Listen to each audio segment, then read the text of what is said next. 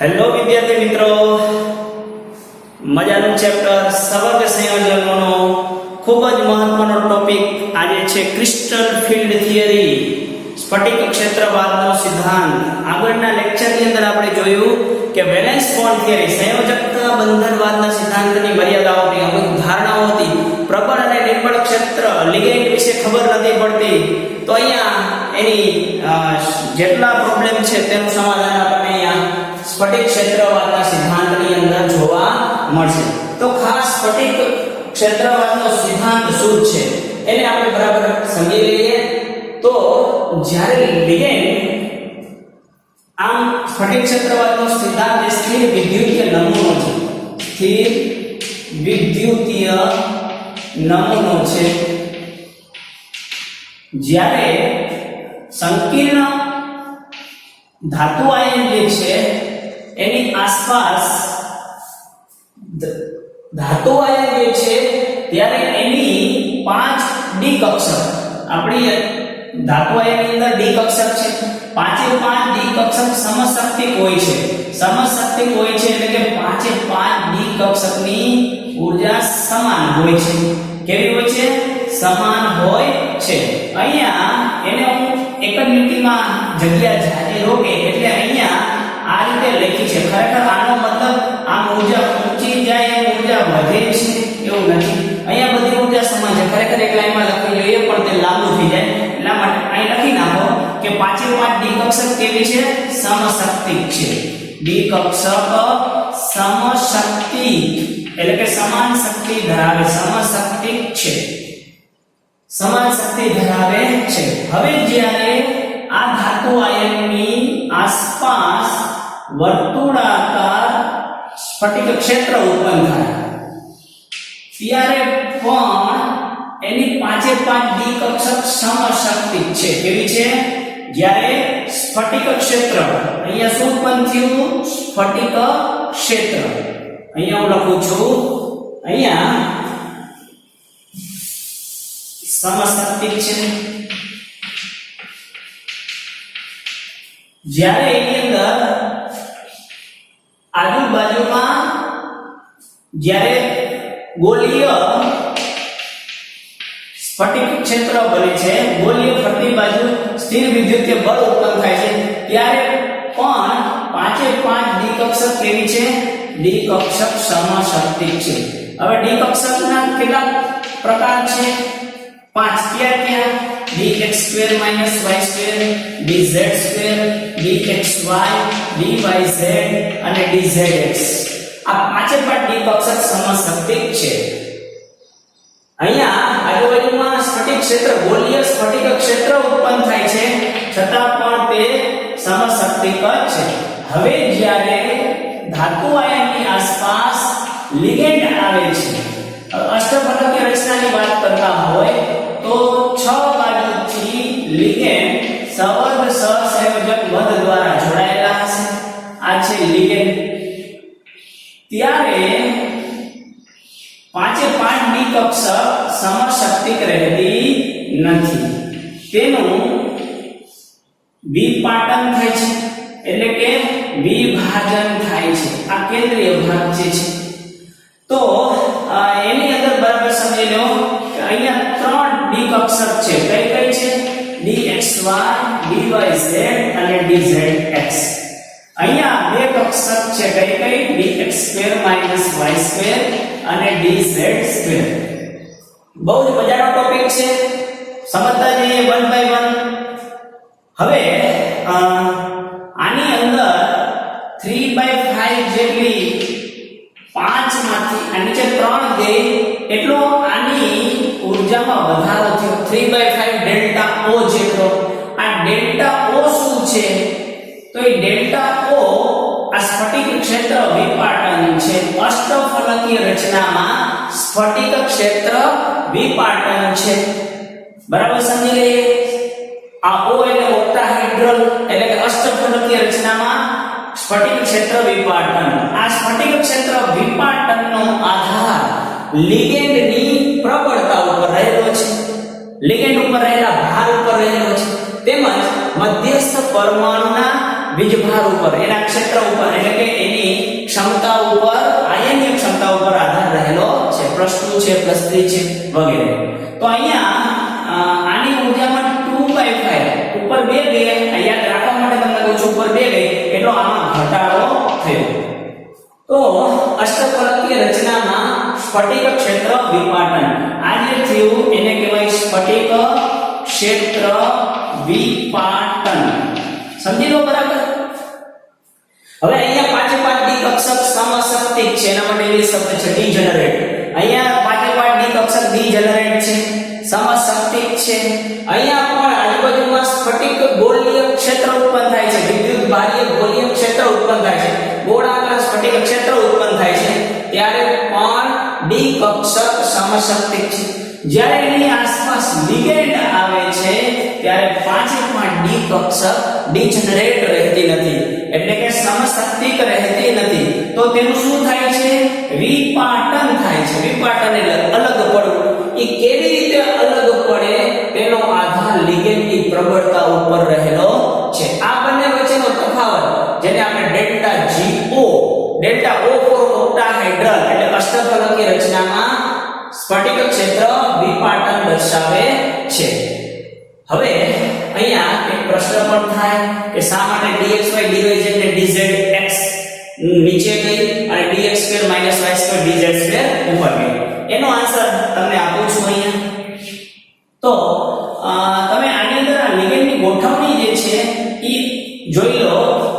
લિગેન્ડની ગોઠવણી અહીંયા અક્ષ ઉપર છે, બરાબર છે. લિગેન્ડની ગોઠવણી અક્ષ ઉપર ગણી શકાય, x y અને z અક્ષ ઉપર ગણી શકાય. હવે આ જે dxy છે અહીંયા તમે બરાબર સમજી લો. આ x અક્ષ છે, આ y અક્ષ છે, આ z અક્ષ છે. કોઈને પણ તમે ગમે તે દર્શાવી શકો છો. અત્યારે મેં આને x y z આપી દીધું. મારે dxy દોરવી હોય તો ઈ અક્ષની વચ્ચે હશે. ક્યાં હશે? બરાબર સમજી લો. અક્ષ ઉપર રહી હોય, અક્ષની વચ્ચે હશે. અને હું દોરું dx2 y2. આ dxy છે, અહીંયા દોરું dx2 y2. બરાબર સમજો મિત્રો. અહીંયા જે રીતે બતાવ્યું એ બતાવો x y અને z. ઓકે. તો અહીંયા આ જે dx2 y2 છે ઈ આવી રીતની છે. હવે બરાબર સમજો. અહીંયા લિગેન્ડ અક્ષ ઉપર છે, અહીંયા કક્ષક અક્ષ ઉપર છે. એટલે કે લિગેન્ડના ઇલેક્ટ્રોન અને ડી કક્ષકના ઇલેક્ટ્રોન, ધાતુ આયનના ડી કક્ષકના ઇલેક્ટ્રોન અને લિગેન્ડના ઇલેક્ટ્રોન વચ્ચે અપાકર્ષણ થશે. બરાબર સમજી લો. સંકરણમાં તમે જોયું હતું કે બંને ઇલેક્ટ્રોન કોના આવે છે? લિગેન્ડના આવે છે. ડી કક્ષક જે પહેલેથી ભરાયેલી છે તે કોના છે? ધાતુ આયનના, મધ્યસ્થ પરમાણુના.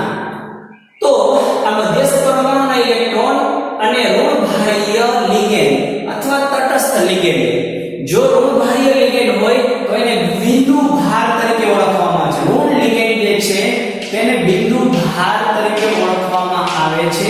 જ્યારે તટસ્થ લિગેન્ડ હોય, લિગેન્ડ તટસ્થ હોય તો એના માટે અહીંયા શબ્દ વાપરવામાં આવે છે દ્વિધ્રુવીય. દ્વિધ્રુવીય. તો આના કારણે બરાબર જોઈ લો, બરાબર સમજો. તમારે મને કહેવાનું છે કે અષ્ટફલકીય રચનાની અંદર અહીંયા આપણે અષ્ટફલકીય રચનામાં સ્ફટિક ક્ષેત્રવાદનો સિદ્ધાંત, ક્રિસ્ટલ ફિલ્ડ થિયરી.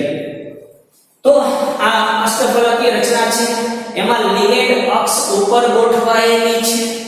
અક્ષ ઉપર ગોઠવાયેલી છે લિગેન્ડ અને dx2 y2 એટલે dz2 માં દોરતો નથી. dz2 તમને ખબર છે, દોરતા આવડે છે. યસ. આ z અક્ષ ની તો આને કહેવાય dz2. આ dz2 નો આકાર છે. ઓકે. ઈ પણ z અક્ષ ઉપર છે, જોઈ લો. દેખાય છે? હા. તો આ લિગેન્ડ અક્ષ ઉપર છે અષ્ટફલકીય રચનામાં અને અહીંયા dx2 અને dz2 માં અક્ષ ઉપર છે. આ મધ્યસ્થ પરમાણુના ડી કક્ષકના ઇલેક્ટ્રોન છે, આ લિગેન્ડના ઇલેક્ટ્રોન અક્ષ ઉપર છે. તો એમાં અપાકર્ષણ વધુ થશે કે અહીંયા અક્ષની વચ્ચે છે કક્ષક ગોઠવાયેલી છે એને અને લિગેન્ડને વધારે અપાકર્ષણ હશે. એટલે અહીંયા એટલે કે dx2 y2 અને dz2 ના ઇલેક્ટ્રોન એટલે કે ડી કક્ષકના ઇલેક્ટ્રોન એટલે કે આ બે કક્ષકના ઇલેક્ટ્રોન લિગેન્ડના ઇલેક્ટ્રોન સાથે વધુ અપાકર્ષણ કરે છે એટલે એકબીજાથી દૂર જાય છે, એની ઊર્જામાં વધારો થાય છે. આ મધ્યસ્થ આ કેન્દ્રીય પરમાણુ મધ્યસ્થ પરમાણુની ઊર્જા છે આ બતાવે છે. એનાથી 3/5 ડેલ્ટા 0 જેટલો dx2 y2 અને dz2 ની ઊર્જામાં વધારો થાય છે. કેટલો વધારો થાય છે? 3/5 ડેલ્ટા O જેટલો વધારો થાય છે. એવી જ રીતે dx2 dxy અને dyz ને dz એ અક્ષની વચ્ચે છે એટલે લિગેન્ડ સાથે અપાકર્ષણ ઓછું થાય છે, જેના પરિણામે તેની ઊર્જામાં 2/5 ડેલ્ટા O જેટલો ઘટાડો થાય છે. તો આ છે અષ્ટફલકીય રચનામાં ક્રિસ્ટલ ફીલ્ડ થિયરી. બરાબર સમજો, બહુ જ મજાનો ટોપિક છે. આગળની વાત છે હવે પહેલો ઇલેક્ટ્રોન ભરાણો. યસ, પહેલો ઇલેક્ટ્રોન dxy ની અંદર ગયો. ટોટલ આપણે d1 સમજીએ કે d1 ની અંદર પહેલો ઇલેક્ટ્રોન અહીંયા ગયો. હા, આ જે છે ત્રણેય સમૂહમાં નામ આપવામાં આવે છે ટ્રિપલેટ, જેને કહેવામાં આવે છે T2G. શું કહેવામાં આવે છે? T2G. આ છે T2G. આ G છે તે કેન્દ્રીય સમમિતતાને કારણે G વાપરવામાં આવે છે. તો કેની અંદર G વાપરવામાં આવે છે? અષ્ટફલકીય રચના અને સમતલીય ચોરસ રચનાની અંદર આ G પાદાંક વાપરવામાં આવે છે. સમચતુષ્ફલકીય રચનામાં કેન્દ્રીય અક્ષની સમમિતતા ન હોવાના કારણે સમચતુષ્ફલકીયમાં G વાપરવામાં આવતો નથી. આને કહેવામાં આવે છે Eg. તો હવે આના આધારે આપણે ઇલેક્ટ્રોન રચના લખવી છે. d1 હોય તો પહેલો ઇલેક્ટ્રોન ક્યાં જશે? T2G1 Eg0. કોઈ પ્રશ્ન નથી. d2 માં અહીંયા બતાવી દઉં છું. d2 માં બીજો ઇલેક્ટ્રોન ક્યાં જશે? યસ, હુંડના નિયમનું પાલન કરે છે. હજી કોઈ જાતનો પ્રશ્ન નથી. બે અહીંયા 3 નંબર ત્રીજો ઇલેક્ટ્રોન d3 સિસ્ટમની અંદર ત્રીજો ઇલેક્ટ્રોન ક્યાં જશે? તો T2G માં જશે. હજી કોઈ પ્રોબ્લેમ છે નહીં. T2G 3 ઇલેક્ટ્રોન ગયા, બરાબર છે. હવે પ્રશ્ન છે d4 વખતે કે d4 માં ચોથો ઇલેક્ટ્રોન અહીંયા જશે કે અહીંયા જશે? ચોથા ઇલેક્ટ્રોન માટે બે સંભાવના રહેલી છે, T2G4 Eg0 અને બીજો એક ઓપ્શન રહેલો છે T2G3 Eg1. હવે ક્યારે ઇલેક્ટ્રોન Eg માં જશે ચોથો ઇલેક્ટ્રોન અને ક્યારે ઇલેક્ટ્રોન T2G માં જશે એના માટે સમજી લઈએ. બરાબર, એના માટે નવો એક છે પેરિંગ એનર્જી. પેરિંગ એનર્જી જેને કહેવામાં આવે છે P. આ P શું છે? પેર એટલે કે અયુગ્મિત ઇલેક્ટ્રોનમાં પેક થવા માટેની ન્યૂનતમ ઊર્જા. ઈ P, ફરીથી કહું છું, P શું છે? પેરિંગ એટલે કે અયુગ્મિત ઇલેક્ટ્રોનમાં યુગ્મિત થવા માટે જરૂરી ન્યૂનતમ ઊર્જા. હવે તે ઊર્જા P કરતા ઊર્જા વધી જાય. આ ડેલ્ટા 0 કરતા P વધી જાય. ડેલ્ટા 0 કરતા P વધી જાય એટલે પેરિંગ એનર્જી વધુ હોય તો પેક થવાનું ટાળશે. જો પેરિંગ એનર્જી વધી જશે એટલે ડેલ્ટા 0 ઓછો હશે, ડેલ્ટા O ઓછો હશે તો ઇલેક્ટ્રોન કૂદીને Eg માં જશે. ફરીથી જોજો, બરાબર, આડાઅવળું ના થઈ જવું જોઈએ. જ્યારે પેરિંગ એનર્જી વધુ હોય ત્યારે એટલે કે ન્યૂનતમ કરતા વધી ગઈ ઊર્જા એટલે ડેલ્ટા O કરતા પેરિંગ એનર્જી વધુ હશે તો ઇલેક્ટ્રોન કૂદીને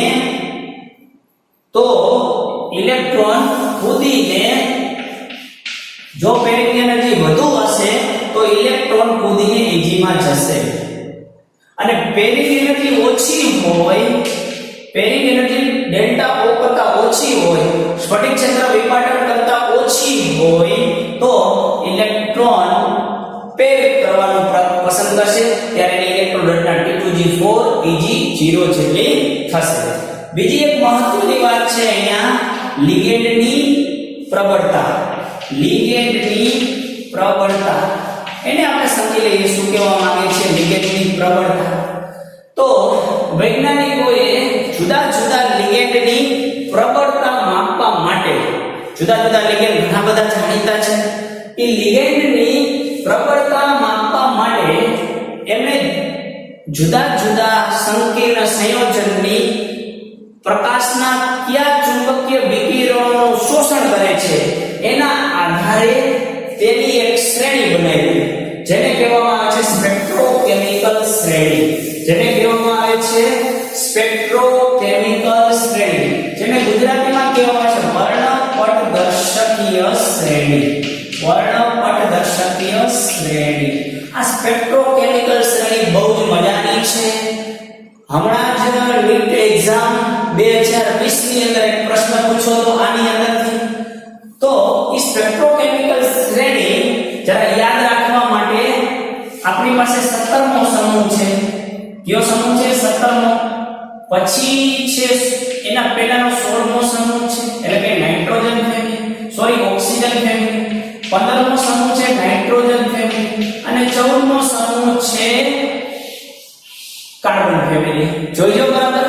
આના આધારે હું તમને સ્પેક્ટ્રોકેમિકલ શ્રેણી યાદ રખાવું છું.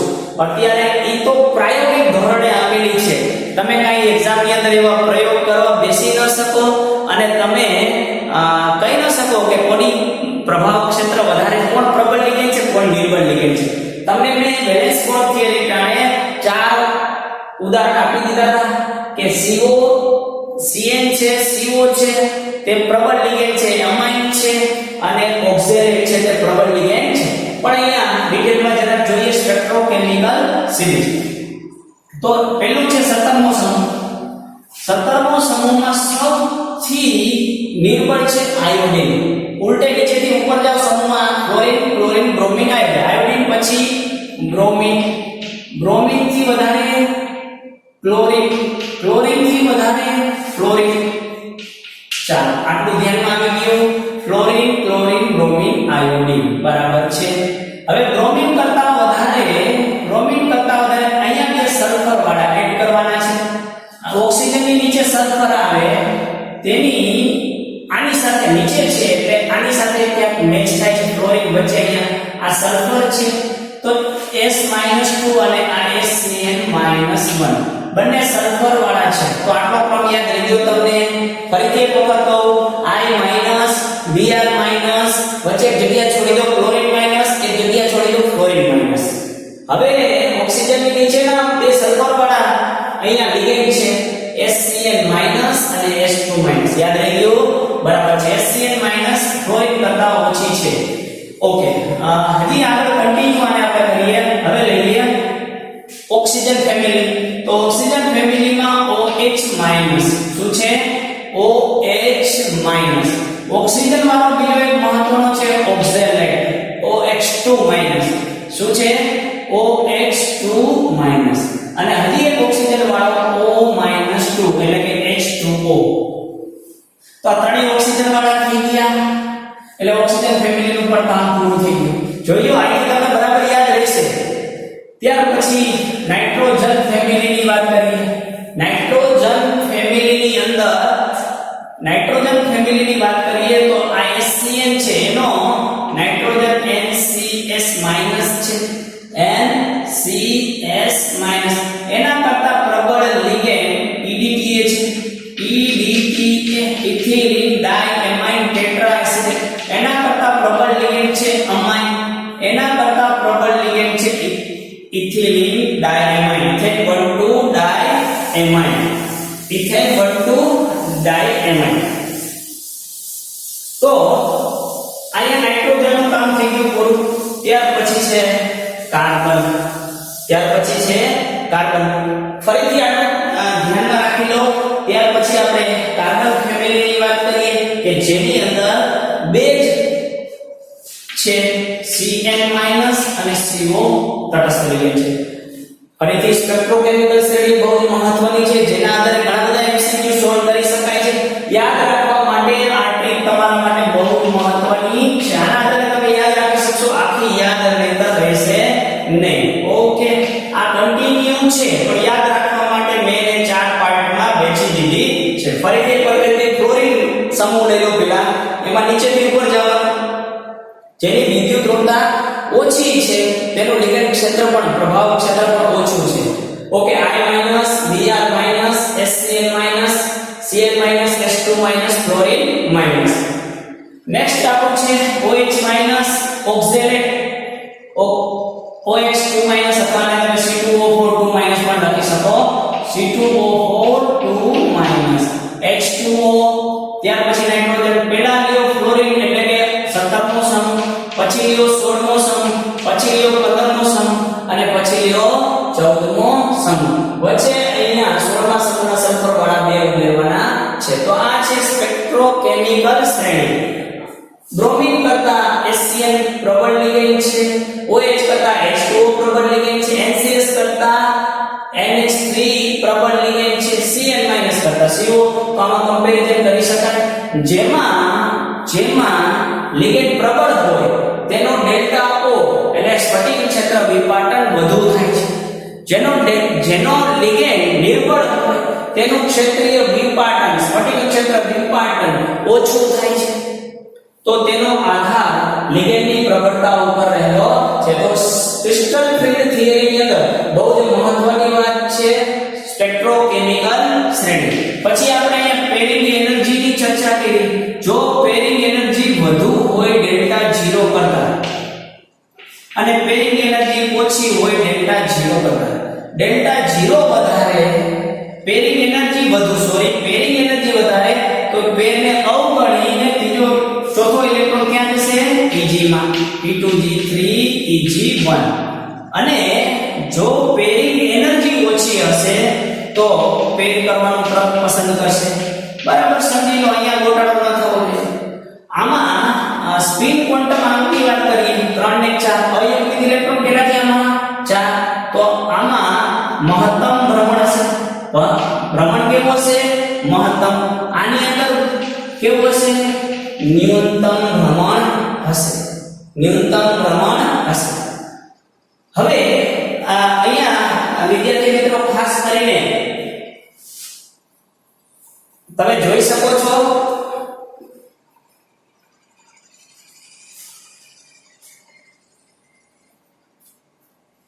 મહત્તમ ભ્રમણ અહીંયા યુગ્મીકરણને અવગણે છે, અહીંયા યુગ્મીકરણ થાય છે.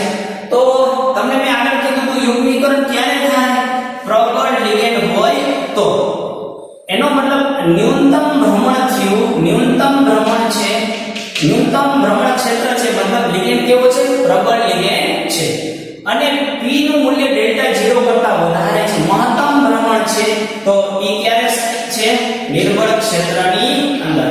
અને ઘણા બધા સર્વેના પરિણામે એવું કહેવામાં આવ્યું છે કે D4 થી D7 નિર્બળ ક્ષેત્રને એટલે કે પેરિંગ એનર્જી વધુ એટલે કે ચોથો ઇલેક્ટ્રોન Eg માં જવાનો. D4 થી D7 સ્પેશિયલ નિર્બળ ક્ષેત્રના કિસ્સામાં પ્રબળ ક્ષેત્રના કિસ્સા વધુ સ્થાયી છે. નિર્બળ કિસ્સા કરતા પ્રબળ ક્ષેત્રના કિસ્સા વધુ સ્થાયી છે. બરાબર સમજી લો.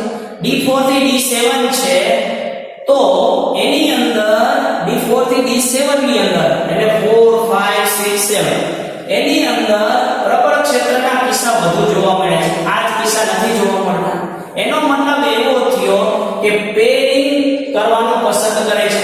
એનો મતલબ એવો થયો કે લિગેન્ડ પ્રબળ હોય અને ન્યૂનતમ ભ્રમણ બને છે. ઇલેક્ટ્રોન T2G માં જવાનું પસંદ કરે છે. કેની અંદર? ફરીથી કહું છું, D4 થી D7 ની અંદર આ રીતની ઇલેક્ટ્રોન રચના કરવાની જગ્યાએ આ રચના પસંદ કરે છે. શા માટે? જરા વિચાર. D4 થી D7 કારણ કે પ્રબળ લિગેન્ડ છે. તો પ્રબળ લિગેન્ડ હોય તો ન્યૂનતમ ભ્રમણ થવા માટે પેરિંગ કરવું જોઈએ. પેરિંગ ત્યારે થાય જ્યારે પેરિંગ એનર્જી ઓછી હોય. યુગ્મીકરણ ઊર્જા, ગુજરાતીમાં શબ્દ છે યુગ્મીકરણ ઊર્જા ઓછી હોય. તો અહીંયા અષ્ટફલકીય રચનાની અંદર સ્ફટિક ક્ષેત્રવાદનો સિદ્ધાંત સમજાવેલો છે. ખાસ કરીને એક્સ્ટ્રા વાત કરેલી છે જે બહુ જ મહત્વની છે. શરૂઆતમાં 5.5 ડી કક્ષક ડિજનરેટ છે. dxy dy z dz2 dx2 y2 dz2 એની આસપાસ જ્યારે ગોળીય વિદ્યુતીય ક્ષેત્ર ઉત્પન્ન થાય છે છતાં પણ એની અંદર 5.5 ડી કક્ષક ડિજનરેટ રહે છે, સમશક્તિ કરે છે, સમાન શક્તિ ધરાવતી છે. પરંતુ જ્યારે જ્યારે ધાતુ આયનની આસપાસ લિગેન્ડ આવે છે ત્યારે લિગેન્ડના ઇલેક્ટ્રોન અને ધાતુ આયનના ઇલેક્ટ્રોન વચ્ચે અપાકર્ષણ થાય છે, જેના પરિણામે પાંચે પાંચ ડી કક્ષક ડિજનરેટ એટલે કે સમાન શક્તિવાળી રહેતી નથી. અમુકની ઊર્જા વધી જાય છે, અમુકની ઊર્જા ઘટી જાય છે. અષ્ટફલકીય રચનાની અંદર લિગેન્ડ અક્ષ ઉપર ગોઠવાયેલા છે. સમતલીય ચોરસમાં પણ લિગેન્ડ અક્ષ ઉપર ગોઠવાયેલા છે, જેના કારણે અક્ષ ઉપર ગોઠવાયેલી કક્ષકો જેવી કે dx2 y2 ને dz2 વધુ અપાકર્ષણ કરે છે, જેના પરિણામે તેની ઊર્જામાં કેન્દ્રીય કરતા ઊર્જા વધે છે, જેને Eg તરીકે ઓળખવામાં આવે છે. અને T2g એટલે કે જે ડી કક્ષકો અક્ષની વચ્ચે ગોઠવાયેલી છે તેનું અપાકર્ષણ ઓછું થાય છે આના કરતા, એટલે તેની ઊર્જામાં 2/5 જેટલો ડેલ્ટા O જેટલો ઘટાડો થાય છે. ડેલ્ટા O ને સ્ફટિક ક્ષેત્ર વિપાટન કહે છે. વિપાટન એટલે ભેદ પડ્યો એના માટે શબ્દ વાપરેલો છે વિપાટન. તો વિદ્યાર્થી મિત્રો આ આપણે અષ્ટફલકીય રચનાની અંદર વિપાટન જોયું.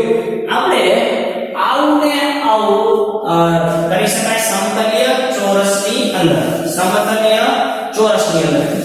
નેક્સ્ટ આપણે જોવા જઈ રહ્યા છીએ સમચતુષ્ફલકીય રચનામાં સ્ફટિક ક્ષેત્ર વિપાટન સમજાવો. એની અંદર સમચતુષ્ફલકીય રચનાની અંદર, કોની અંદર? સમચતુષ્ફલકીય રચના. તો સમચતુષ્ફલકીય રચનાની અંદર લિગેન્ડ છે 4 અને આ લિગેન્ડ રહ્યા તે અક્ષની વચ્ચે ગોઠવાયેલા છે, અક્ષ ઉપર નથી, અક્ષની વચ્ચે ગોઠવાયેલા છે. લિગેન્ડ જે છે મેટલ લિગેન્ડ જે બંધ છે સવર્ગ સહસંયોજક બંધ તે અક્ષની વચ્ચે ગોઠવાયેલા છે. તો તમે મને કહેશો વિદ્યાર્થી મિત્રો કે આપણો મિડલ પાર્ટ છે, કેન્દ્રસ્થ પાર્ટ છે, તો તમે મને કહેશો કે આ લિગેન્ડ અને ધાતુની આ ડી કક્ષક કેનું અપાકર્ષણ વધશે? dx2 y2 ને dz2 નું કે dxy dyz ને dzx? યસ, કારણ કે આ અક્ષની વચ્ચે છે, આ લિગેન્ડ અક્ષની વચ્ચે છે. એ તમે સમચતુષ્ફલકીય આકારની અંદર જોવો એટલે ખબર પડે, અહીંથી જોવાથી ખબર પડશે નહીં. ઓકે, તો આનું અપાકર્ષણ વધશે એટલે કે ઉપર તમારી T2 બનશે અને નીચે બનશે E. મેં તમને કીધું છે કે G પાદાંક માત્ર કેન્દ્રીય સમમિતિને કારણે અષ્ટફલકીય રચના અને સમતલીય રચનામાં જ લખવામાં આવે છે. આપણે અહીંયા વિદ્યાર્થી મિત્રો કોનું સ્ફટિક ક્ષેત્ર વિપાટન જોઈએ છીએ? સમચતુષ્ફલકીય રચનામાં ક્રિસ્ટલ ફિલ્ડ થિયરી, સ્ફટિક ક્ષેત્ર વિપાટન. તો આ તમારે ગોખવું નહીં પણ જી નથી, કેમ કે એમાં કેન્દ્રીય સમમિતિ નથી. સિમેટ્રીનો આખું એક ચેપ્ટર એમએસસી ની અંદર તમને ભણવામાં આવશે, એની અંદર બહુ ડિટેલમાં ખબર પડશે, 3 ડાયમેન્શનમાં વિચારવાનું છે. અત્યારે આપણે ધ્યાન રાખો કે અક્ષની વચ્ચે ગોઠવાયેલી છે, જ્યારે અષ્ટફલકીય રચના અને સમતલીય ચોરસની અંદર અક્ષ ઉપર ગોઠવાયેલી છે. ઓકે, તો અક્ષની વચ્ચે વાળી આ કક્ષા છે, આનું અપાકર્ષણ વધશે એટલે આ આપણી dxy dyz અને dzx, અને અહીંયા તમારી બે કક્ષા E એટલે કે dx2 y2 અને dz2 જેનું અપાકર્ષણ ઘટશે. તો આની અંદર કેટલો વધારો થશે ઊર્જાનો અને આમાં કેટલો ઘટાડો થશે? 5 માંથી નીચે 2 ગઈ, ડેલ્ટા ટી. આ જે છે એને આપણે કહીએ છીએ delta T, tetrahedral, T4 tetrahedral, સમચતુષ્ફલકીય. ઇંગ્લિશ વર્ડ છે ટેટ્રાહાઇડ્રલ એટલે ડેલ્ટા ટી. તો અહીંયા ડેલ્ટા ટી છે, આમાં કેટલો ઘટાડો થશે? ઉપર 3 ગયું, 5 માંથી ઉપર 3 ગયા એટલે ડેલ્ટા ટી જેટલો આમાં ઘટાડો થાય છે. તો જનરલી ડેલ્ટા O અને ડેલ્ટા ટી ની સરખામણી કરીએ તો ડેલ્ટા O જનરલી મોટો હોય છે.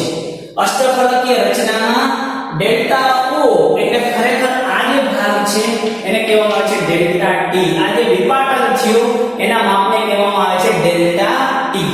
એ કઈ મીટરની અંદર ના હોય. Yes, delta T. અને આ ડેલ્ટા ઓ છે અષ્ટફલકીયમાં ક્ષેત્રીય વિપાટન વધુ હોય છે ડેલ્ટા ટી કરતા. એનો અંક છે ડેલ્ટા ટી બરાબર ડેલ્ટા ઓ હોય તો બંને સરખા થયા. અહીંયા આને 4/9 વડે ગુણો. 4/9 એનો મતલબ થયો 1 થી નાનો. જે અંક આવે તે 1 થી નાના વડે ગુણો. 1 વડે ગુણો તો બંને સમાન. 4/9 એટલે કે 0.9 ચોક 0.4 લઈ શકાય. 0.4 વડે આને ગુણો ત્યારે સમાન થાય. એનો મતલબ થયો ડેલ્ટા 0 મોટો છે. બરાબર છે? તો મેથેમેટિક્સ છે, બીજું કાંઈ નથી. 1.5 વડે ગુણો ત્યારે સરખો થાય તો ડેલ્ટા ટી મોટો થાય.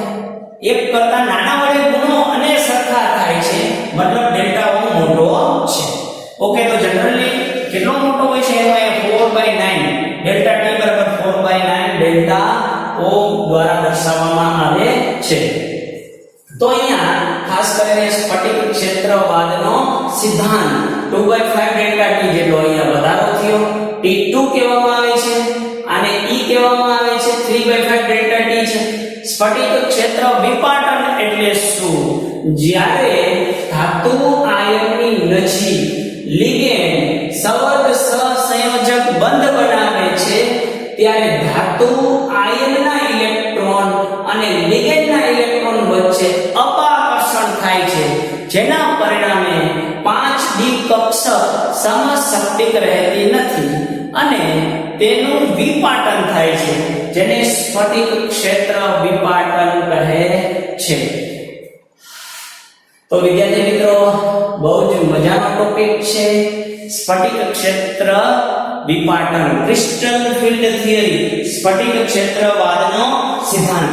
આપણે અહીંયા બહુ જ સારી રીતે સ્ફટિક ક્ષેત્રવાદનો સિદ્ધાંત સમજાવેલો છે. બહુ જ ડિટેલમાં એને સમજાવવાનો પ્રયત્ન કર્યો છે. ફરીથી એક વખત આખો ક્વેશ્ચન રિવિઝન કરાવી દઉં. કાંઈ જ ગોખવાનું નથી. આ પ્રશ્નની અંદર તમારે ધ્યાન રાખવાનું છે આનું, અને એ તકલીફકારક છે એના માટે મેં તમને ટ્રીક આપી દીધી છે. સમૂહમાં નીચેથી ચાલુ કરવાનું અને આધુનિક આવર્ત કોષ્ટકમાં ઉલટું હેલવાનું. 17 16 શ્રેણી યાદ થઈ જશે. થોડું સ્પેક્ટ્રોકેમિકલ શ્રેણી યાદ રાખવી પડશે, કારણ કે પ્રાયોગિક જે ડેટા છે એને હંમેશા યાદ રાખવા પડે. છતાં પણ યાદ રાખવું કેટલું કષ્ટદાયક હોય છે તે મને ખબર છે, એટલા માટે હું તમને ટ્રીક આપું છું કે જેથી સરળતાથી યાદ રહી જાય. તો વિદ્યાર્થી મિત્રો, તમે આને કોઈ નવી ટ્રીક પણ બનાવી શકો, કોઈ પેલા અક્ષર ઉપરથી. પણ મારી દ્રષ્ટિએ ઘણી વખત ટ્રીક જ ભૂલી જતી હોય છે. તો ટ્રીક શું કામની, એટલા માટે અહીંયા તમને બહુ મેક્સિમમ સરળ રીતે સમજાવવાનો પ્રયત્ન કર્યો છે. સ્ફટિક ક્ષેત્રવાદનો સિદ્ધાંત લિગેન્ડને ઋણ બાહ્ય લિગેન્ડને ભાર તરીકે, બિંદુ ભાર તરીકે ઓળખવામાં આવે છે. ધાતુ આયનને દ્વિધ્રુવીય તરીકે ઓળખવામાં આવે. તટસ્થ લિગેન્ડને દ્વિધ્રુવીય તરીકે ઓળખવામાં આવે છે. આમ બંને દૂર હોય ત્યારે એની વચ્ચે અપાકર્ષણ નથી થતું, એટલે ડી કક્ષક ડિજનરેટ રહે છે, સમશક્તિક રહે છે. પરંતુ જ્યારે લિગેન્ડ એની નજીક આવે, સંવર્ગ સહસંયોજક બંધ બનાવે ત્યારે તેની 5 ડી કક્ષક સમશક્તિક રહેતી નથી અને તેનું વિપાટન થાય છે, જેને સ્ફટિક ક્ષેત્ર વિપાટન કહે છે. અષ્ટફલકીય રચનામાં સ્ફટિક ક્ષેત્ર વિપાટન સમજાવો તો આપણે સમજાવી શકીએ આના કરતા ઉલટું હોય છે.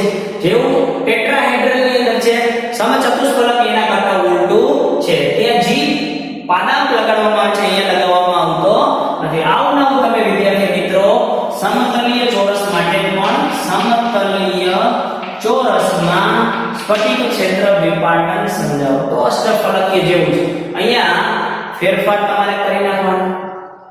અહીંયા જે ડેલ્ટા ઓ શબ્દ વાપરતા હતા, આનું નામ છે સમતલીય ચોરસ, સ્ક્વેર પ્લેનર.